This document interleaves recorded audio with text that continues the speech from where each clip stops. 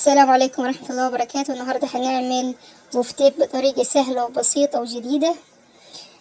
معايا ملعقة كبيرة كزبرة مطحونة، ملعقة صغيرة ملح وفلفل، ملعقة صغيرة بهارات حواوشي، وممكن بهارات لحمة بس الحواوشي أحلى وأفضل. معايا ليمونة، معايا بصلة كبيرة مفرومة، 400 جرام لحمة مقطعة مكعبات من وش الفخذ أو من السمانة. نحضر بولة نضع فيها اللحمة وعليها البصلة وعليها البهارات وأعصر عليها الليمونة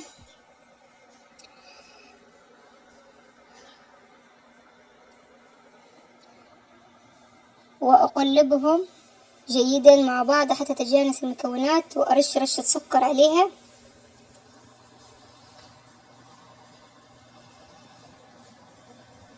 وأتركها لمدة ساعتين أو ليلة كاملة في الثلاجة.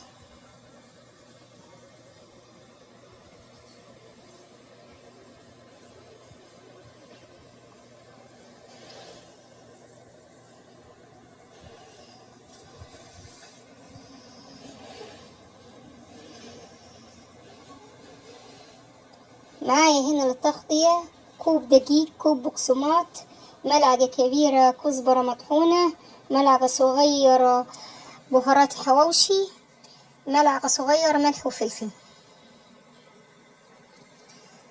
أحضر طبق وأضع فيه البهارات وعليه الدقيق والبقسماط وأقلبهم جيدا حتى تتجانس المكونات مع بعض.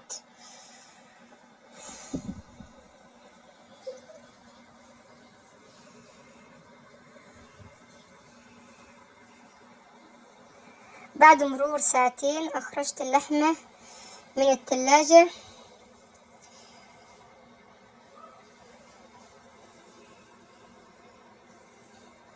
أحضر كيس بلاستيك أبيض وأضع شوية من الدقيق والبقسماط والبهارات، وأضع عليه قطعة من اللحمة، وأضع عليه شوية تانية من الدقيق والبقسماط، وأضع عليه كيس، وأفرد قطعة اللحمة بيد الهون. يفضل تفرديها مش على المطبخ، على الأرض، لربما الرخامة تتكسر.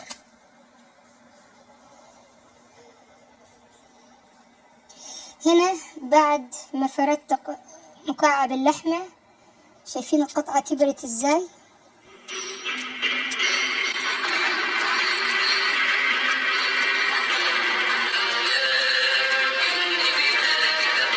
هنا برضو أرش تاني دقيق عليها وبقسماط، لأنها في حتت متفردتش فيها في قطعة اللحمة.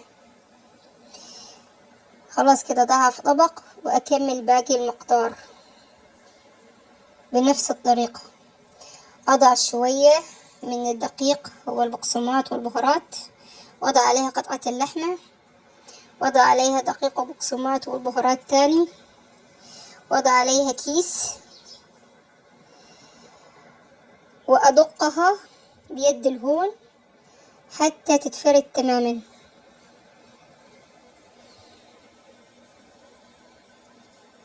هنا أنا مسخنة زيت في طاسة على النار، أضع فيه ملعقة كبيرة من السمن البلدي حتى يعطيني طعم ورائحة جميلة للبفتيك. النار تكون الأول عالية ثم أخليها متوسطة. دي قطع البفتيك بعد ما اتفردت. هنا معايا 3 بيضات، ومعايا رشة ملح وفلفل ورشة كزبرة مطحونة ورشة بهارات حواوشي و3 بيضات. يفضل حطي 4 بيضات أكتر يعني، علشان مش هتحتاجي بعدين. اضربيهم جيدا.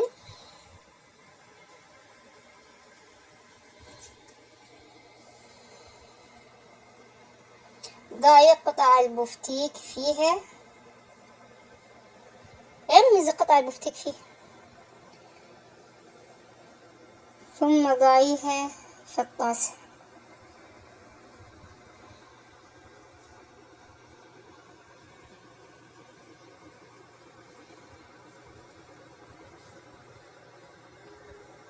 مجرد ما اللون ياخد لون ذهبي على نار متوسطة اقلبيها.